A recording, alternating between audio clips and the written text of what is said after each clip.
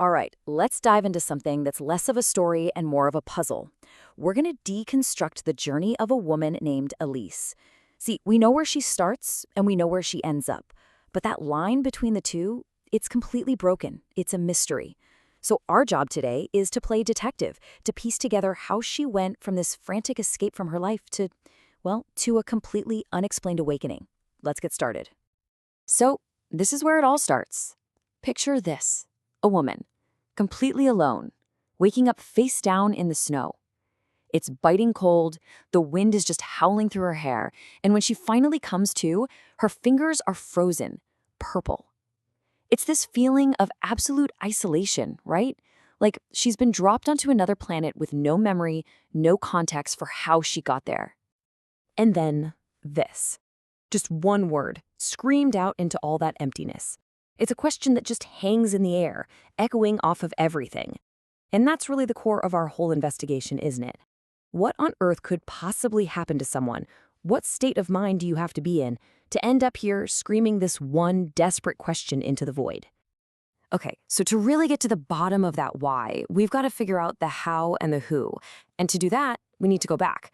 We're going to rewind the clock and start collecting clues from right before this whole thing happened. And right away, the scene itself gives us some really weird clues. And I mean, these aren't just descriptions, they're straight up evidence. First, you've got the sound of a goat, out here, in the middle of nowhere. Then, get this, there are no footprints, not even hers. How is that possible? She describes the mountains as looking like jelly gumdrops, super surreal. And on top of all that, this deep, empty hunger. You've got to remember these clues. They're going to be absolutely crucial later on. So let's jump. We're going from that dead silent, frozen mystery to total chaos. We're in a bedroom in Edinburgh just a few hours before she woke up in the snow. And wow, the contrast could not be more extreme. This is where our investigation really kicks off. In the middle of this frantic energy, this desperate escape. Right off the bat, we meet two people who are total opposites. You've got Elise, who is just a whirlwind of chaotic energy. I mean, she's practically bouncing off the walls, hopping on one leg trying to get dressed. The text nails it, calling her like a Jack Russell Terrier on caffeine pills. And then there's her friend, Yasmin, who's just calm. She's amused by it all like the eye of the storm. This whole scene makes it super clear, right? This isn't just someone leaving for a trip. This feels like a real escape. And check out this little detail. Her luggage, it isn't just a suitcase. It's practically a character in its own right. It's this big old leather trunk she got from her grandpa, and she calls it luggage, which, if you know Terry Pratchett, is a great little nod. So it's got this history, the soul. And you have to wonder, right? Is she literally carrying her past with her? Or is this heavy, personified baggage a symbol of the very thing she's trying to run away from? Okay, pay close attention here because this is a huge piece of evidence. As Elise is leaving, she says this to Yasmin.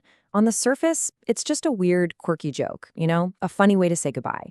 But for us, looking at this whole mystery, this is a major, major clue. It's some serious foreshadowing. A goat, remember that back in the snow? That was the very first clue. The sound of a goat, way off in the distance, almost like an answer to her scream. And now here we are, hours earlier, and the word goat just pops up in a joke. All of a sudden, that doesn't feel so random at all, does it? The pieces are starting to connect. So the next clue comes from a pretty unexpected place, the cab driver. He's just an observer, right? But he's sharp. He sees how she's rushing, sees her clothes literally spilling out of her bag, and he just asks this question that cuts right to the heart of it. He doesn't ask, where to? He asks something much more pointed.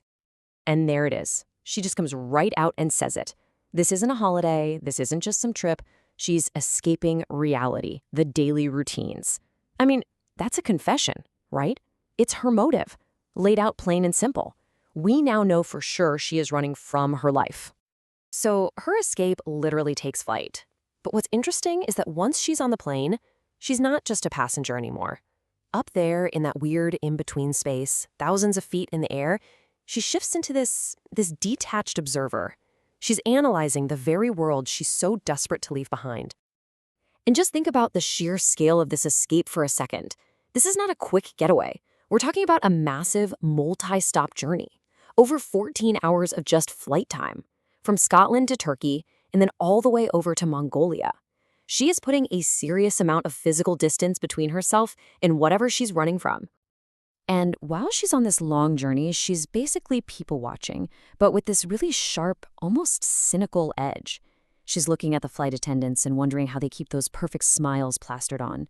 She's annoyed with all the other passengers who are just buried in their phones, totally ignoring what's happening. She even notices a guy sleeping next to her, drooling, and calls it a beautiful, gross little connection. And don't even get her started on the person letting their soup go cold just to get the perfect Instagram shot. You can just feel how disconnected she is from everyone around her. And this right here, this internal thought, it sums up everything. She's basically screaming on the inside, "We are hurtling through the sky in a metal tube. Can't you feel something real?" She's just so frustrated with everyone distracting themselves from this incredible raw moment. And that's what this is all about for her, this deep, desperate need for something authentic, something unfiltered. And she thinks Mongolia is where she'll find it. But you gotta ask, what does real actually feel like when you get it? Finally, after all that travel, more than 14 hours, she's there. She's arrived. This is the moment she's been building towards this whole time. And immediately that stale, recycled airplane air is gone, replaced by something completely different, something harsh and raw. And this is it. This is the realness she was looking for. And listen to how it's described. The cold isn't just cold, it's clean and violent. It literally sinks its teeth into her. The air is full of the smell of coal smoke and frozen earth. It is an immediate, total sensory overload. It's the complete opposite of the numb, detached world she just flew away from. And the first person she meets, her guide, he's not some friendly guy with a sign. The text calls him a myth. He's huge, he's silent, and he moves through the airport like he's a force of nature. He doesn't give her a warm welcome or explain anything. He just nods, and she knows she's supposed to follow. He's basically the living embodiment of this new, tough, uncompromising reality she's just stepped into. Okay, we have all our clues, so now let's put it all together. Let's try to build a theory that explains how she gets from that airport to being alone in the snow, screaming that one word. When you look at it, this was never just a physical trip, was it? It was a psychological journey. It starts with this frantic, chaotic need to just get away from her daily life. Then on the plane, it morphs into this feeling of detachment, where she's just watching everyone else, feeling separate, maybe even a little superior. And the final step is her arrival, where she slams headfirst into a reality that is so incredibly raw and huge, so real, that it might have just completely overwhelmed her. She wanted authenticity, but maybe she wasn't ready for what that truly meant. And that brings us right back to where we started, to that central mystery. All the evidence points to one thing. Elise was running from a life she found boring and fake, and she was chasing something real, something unfiltered. But what happens when the reality you find is bigger, harsher, and more indifferent to you than you ever could have imagined? So we're left with this final, really provocative question. Did she just have a terrible accident out there in the snow, or did she actually get exactly what she wished for? The ultimate terrifying experience of finally feeling something real.